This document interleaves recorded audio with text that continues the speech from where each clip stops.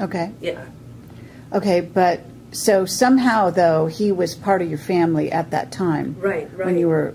Every day I would go to, up until I was 4 years old, I spent every single day that my father spent in the Pentagon. And I was allowed to do whatever I wanted. Admiral Hayward and Admiral Holloway, they were two SecNavs, consecutive SecNavs during the 1970s. And I used to sit on their lap while my dad would bring me in, drop me off, and he would go and do his work in the shadow government that he had to do. And the Secretary of the Navies would sit me on their lap, pull out the coloring books and crayons, and I would sit and color and play in their laps while senators and, you know, all kinds of congressmen, high-level elite would all come in and they'd discuss things, and they're not thinking a 4-year-old child is taking it in, you know. And here I am. I'm brought here to be an observer. I'm brought here to know what's going on. So my little mind was taking it all in. Okay. And I've been in the Situation Room. I happily always walked into the White House before we would even walk up to it. The door would open and they say, "Hello, Mr. Green," and I'd just come trotting in behind him, and I could just go and do what I wanted. Okay, so in a sense, he was. I mean, did you see him also interact with your parents at that time when you were young? No. Whenever I was with him, it was alone. Okay, so in a sense, perhaps he was your handler. He at could a young have been. age. He very much could have been. Like I said, he was a loved part of my program. Yeah. So that makes sense, you know. So did you grow up in like a normal house? Oh no, it was so extremely strict. And I grew up with money, so I wasn't without money. It just wasn't as much money as my brother was able to grow up with. And there was a lot of abuse in my house, but there was also a lot of ETs in my house at times. And so I grew up having these meetings with ETs and stuff with my parents at a very young age. Okay, so, but just to kind of paint a picture for people. Okay.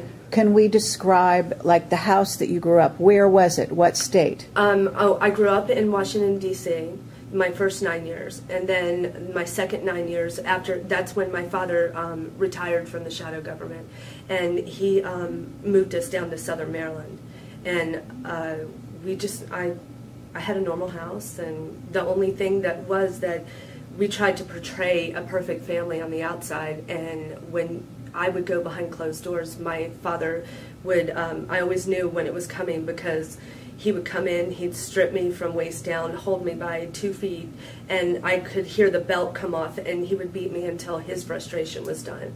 And that was part of my programming, was to be beat like that.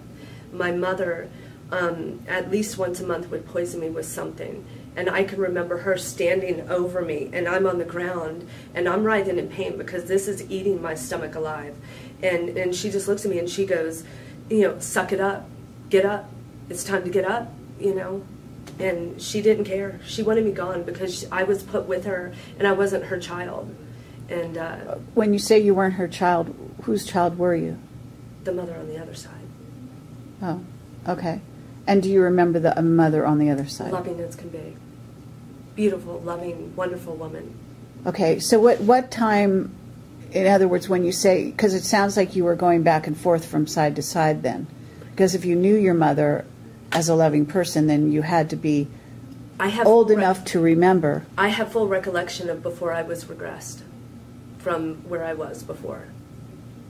Okay, so when you say regressed, I think maybe it's the usage of that word, but let's say you lived a life on the other side, okay, and you reached, let's even just start with the age of 4. Okay. If you're at the age of 4 on the other side, do you grow to the age of your age now? Yes. Okay. And when you say you're regressed, if you cross over to this side, then what happens to the person who is now, let's say, what is your age approximately? I will be 44 in 2 weeks. It's funny, I was just going to say 44 if your age is 44. I don't know where that was coming from. Okay, so you're 44, you go into this program in Canada, you walk into a facility as a 44-year-old woman, then you're regressed, you say. Right. Regressed how? Do you know? No, I just know it was painful. I remember my husband, before we came over here, my husband looked at me. He walked over to me, and I'm sitting on a couch like this, and he just holds out his hand and he goes, "Are you ready?" And I said, "Yes." And he goes, "You know this is going to hurt a lot." And I said, "I know." And there I came. I walked over with my father, and then I don't believe my husband's body or my children's bodies were brought over, but I do know that their souls were brought here and put in different, the bodies they needed to be in for our family to be together again. Okay. There's a mission with my family, and my family is brought here to do peace.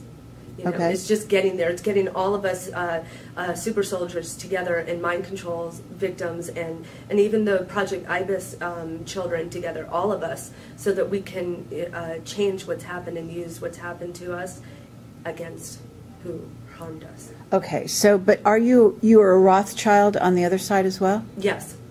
Okay. Yes. So at this point, in some way you're regressed that you don't remember, but do you start out as a baby on this side? Yes. Okay, so you have to go through all those ages again, right? Right. Okay. So, but you have the memory, the recall. Yes. Yes. Okay. I'm anxious to do regression sometime. I would love to do it so that I can. I feel that would be my way of proving it to everybody if I can have a videotaped regression done, so that people can see that I'm telling the truth. I have nothing to hide. Okay, let me ask you: have you ever seen the TV show Fringe? Yes. I identify with that absolutely 100%. Okay. My question to you is, if you look at, I forget her name. It's not Olivia? Yeah, Olivia. When she goes back over to the other side, there's another Olivia there. Right. Okay? So she doesn't go through kind of the way you're describing it. In other words, she's already on this side, grew up on this side, so-and-so.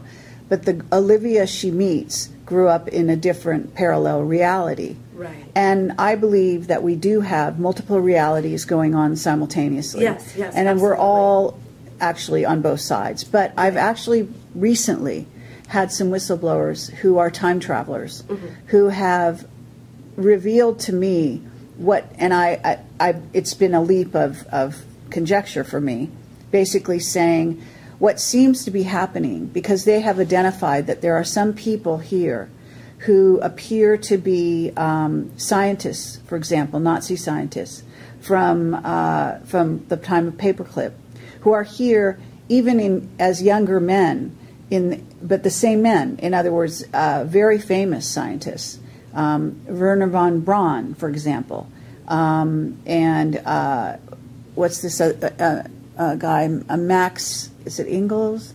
I'm not sure. Anyhow, other people, and Mark Twain, for example, other people that aren't in black projects as we think of them. But basically what I understand is a possibility is the scenario that went on in Fringe, in which they actually crossed over and came over here. That body from that reality was brought over here, whereas the one that was here was died or done away with in some way. Right. So that's one scenario. Right. Now there's another scenario that sounds like, and then also there's a component part of that wasn't in Fringe, but that they've actually learned how to do what you're just saying, which is regress. They've actually learned how to turn back the clock, so you not only don't age, but you actually can get younger. Right. And I don't think, now this may be the limits of my imagination, but I'm saying I don't think, in other words, I think it goes back to a certain, like I could be, at this point I could go back to maybe 19. I probably can't go back to being a baby, an infant in a crib type of thing. So at that point you have a gap. I know this is a long question, and I'm I'm following. I don't mean to go into like a big explanation here, but I'm really curious what you might think of this.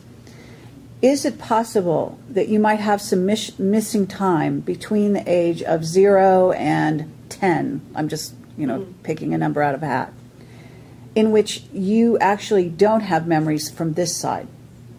That is an absolute possibility. It is. It's an absolute possibility. Okay. I don't push anything away these days.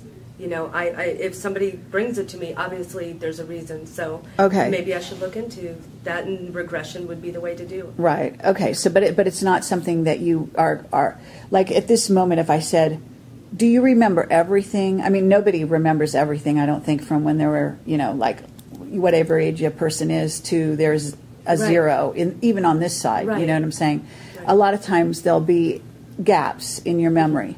Oh, anybody can have that happen. Yeah. Yeah. But have you ever noticed like a profound sense of any gaps? In my 20s.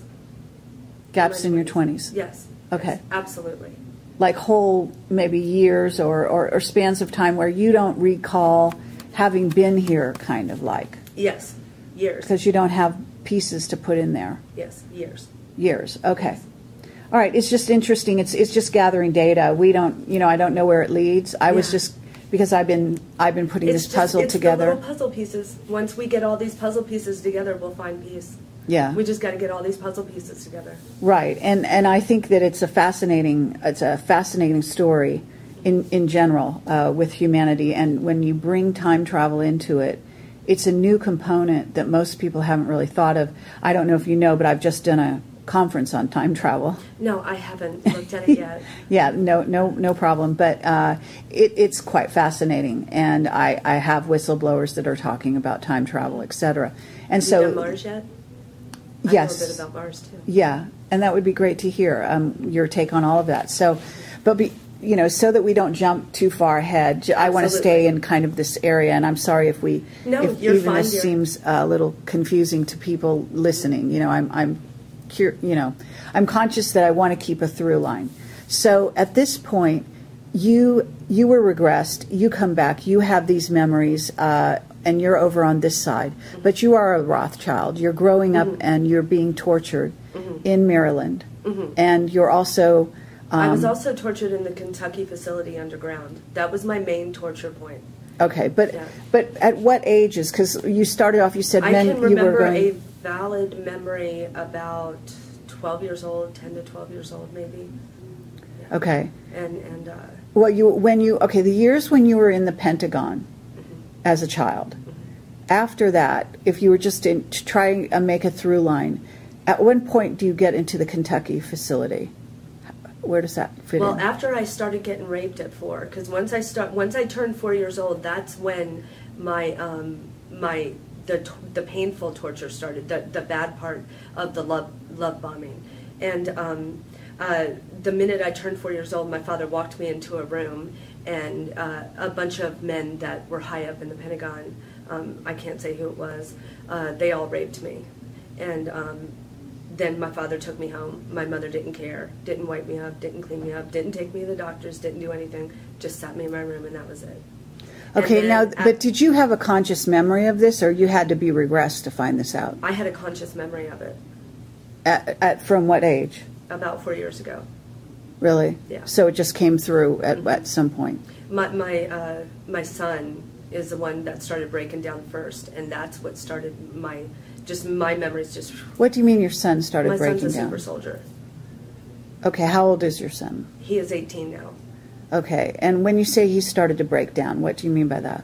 At the age of 12, I didn't know he started smoking marijuana. And marijuana is a deprogrammer.